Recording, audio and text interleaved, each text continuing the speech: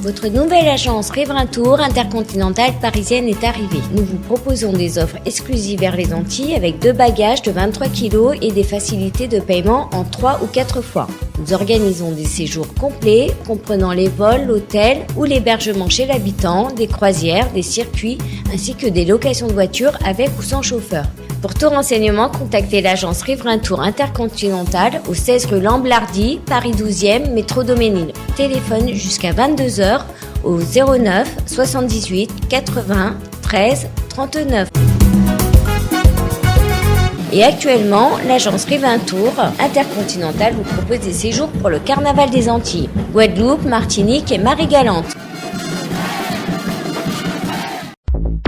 Guadeloupe, actualité.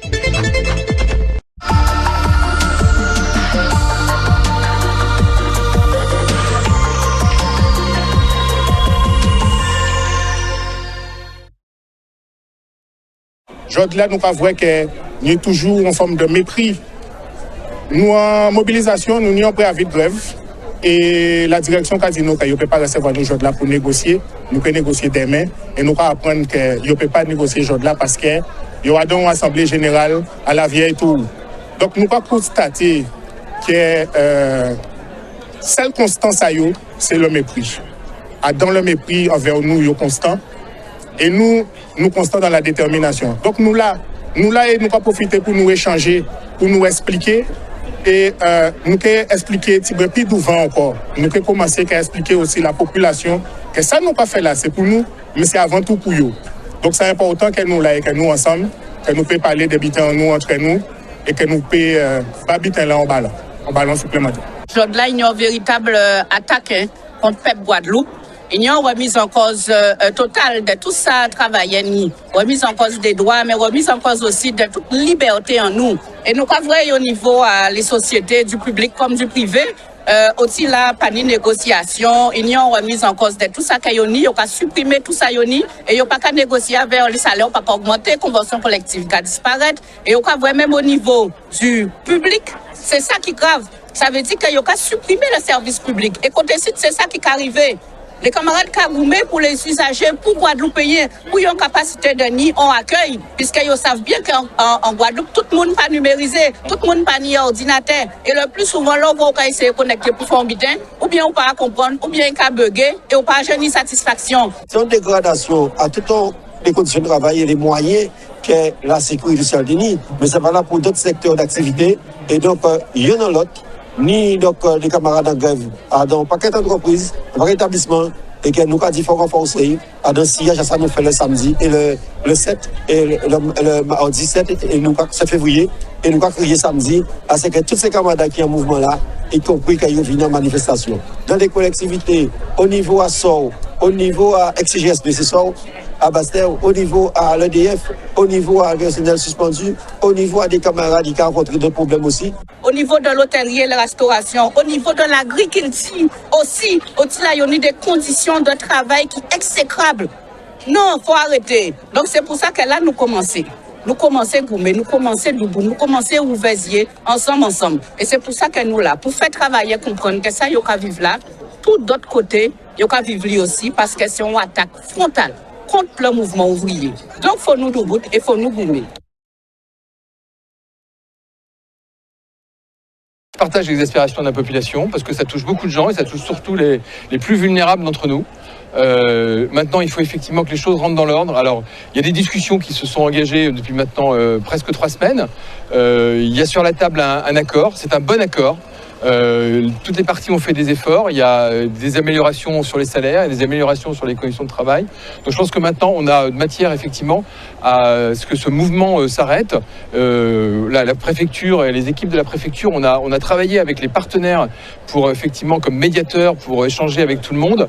Voilà, donc maintenant ma recommandation, mon souhait, ma demande, c'est que voilà, on se retrouve autour de la table pour signer cet accord. Voilà, l'accord il est finalisé, c'est un bon accord.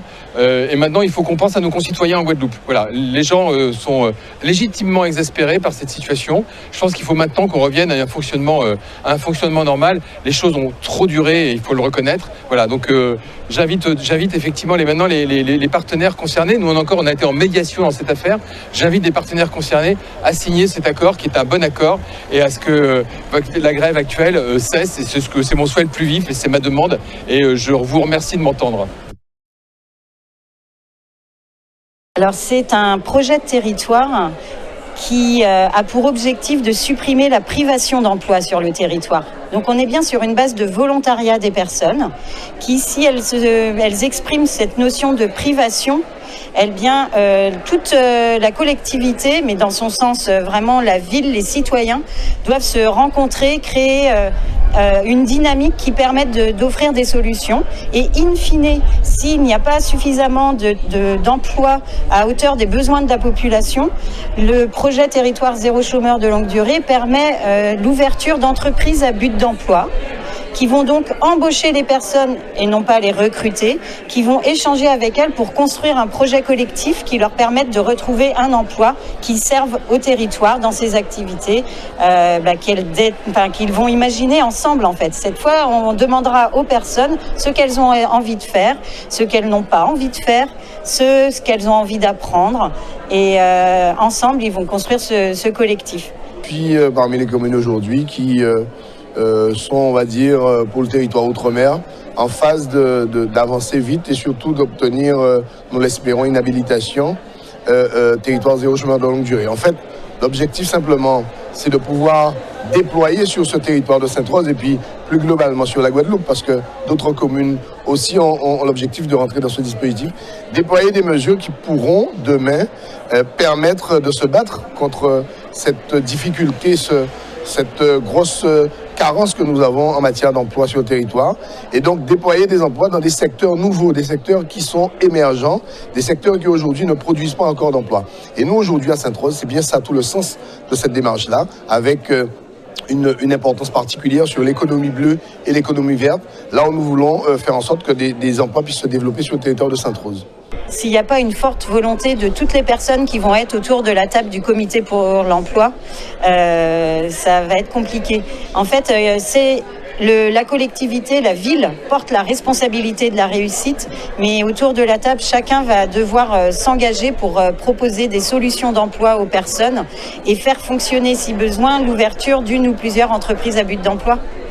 Donc aujourd'hui, on voit qu'il y a une énorme dynamique, que toutes les institutions sont représentées, mais pas que. Il y a aussi des associations, les centres sociaux, les CCAS, et c'est ça qui nous fait penser qu'il y a vraiment tout pour faire un beau projet à Sainte-Rose. L'application, elle est complète sur le territoire. Ça veut dire que l'État joue le jeu, le Conseil général joue le jeu, le Conseil régional joue le jeu, toutes les institutions, le Parc national, la mission locale, bref, toutes les institutions aujourd'hui qui travaillent autour des problématiques de l'emploi et du développement, qu'elles soient associées avec la ville de Sainte-Rose sur ce projet-là.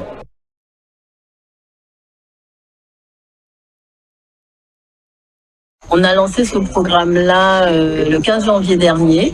Alors c'est une réflexion, c'est l'aboutissement d'une réflexion assez longue qui date de 2021, du moment de la première crise du MAC, où les artistes s'étaient rassemblés et avaient fait valoir le besoin d'une réflexion globale qui allait au-delà du MAC sur les politiques culturelles.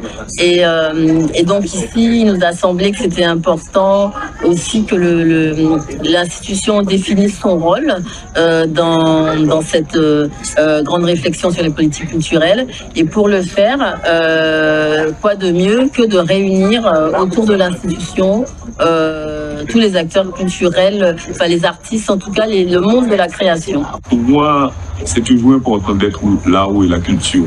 Donc, tant qu'il y aura la culture quelque part, j'y serai, puisque c'est mon métier depuis des années. Donc, je suis un défenseur de la culture, de notre culture, notamment parce que dans mes projets, il y a toujours une part pour spécialiser sur notre culture et notre Guadeloupe que j'aime, parce que que j'aime profondément.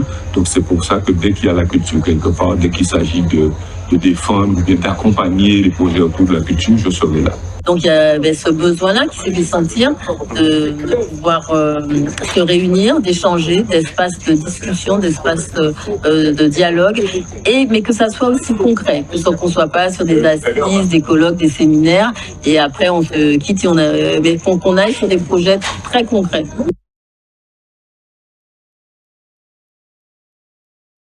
Nous sommes ici dans le cadre du SOFM, c'est le salon de l'étudiant. C'est un espace au WTC, un espace qui permet aux étudiants de pouvoir rencontrer les différentes écoles et les différents corps de métier. Ça peut être aussi les OPCO, ça peut être aussi la gendarmerie, tout ce qui est même le management digital, voilà. Donc tous les différents corps de métier pour pouvoir les préparer pour l'avenir. Alors dans le BTS audiovisuel, on fait du son, de l'image, la TIE. La TIE, c'est technique d'ingénierie et exploitation du matériel. C'est tout ce qu'on touche de tout. Il y a aussi du montage. On fait des stages dans des entreprises qui touchent à la télévision plus particulièrement. Mais pas que, la radio aussi. On est là pour essayer de représenter notre BTS parce qu'on trouve que c'est un beau métier, mais qu'il n'y a pas assez de monde qui s'intéresse. Les jeunes d'aujourd'hui sont souvent sur les réseaux, ils touchent beaucoup au téléphone, donc vaut mieux venir au BTS ou mieux apprendre pour avoir une meilleure expérience.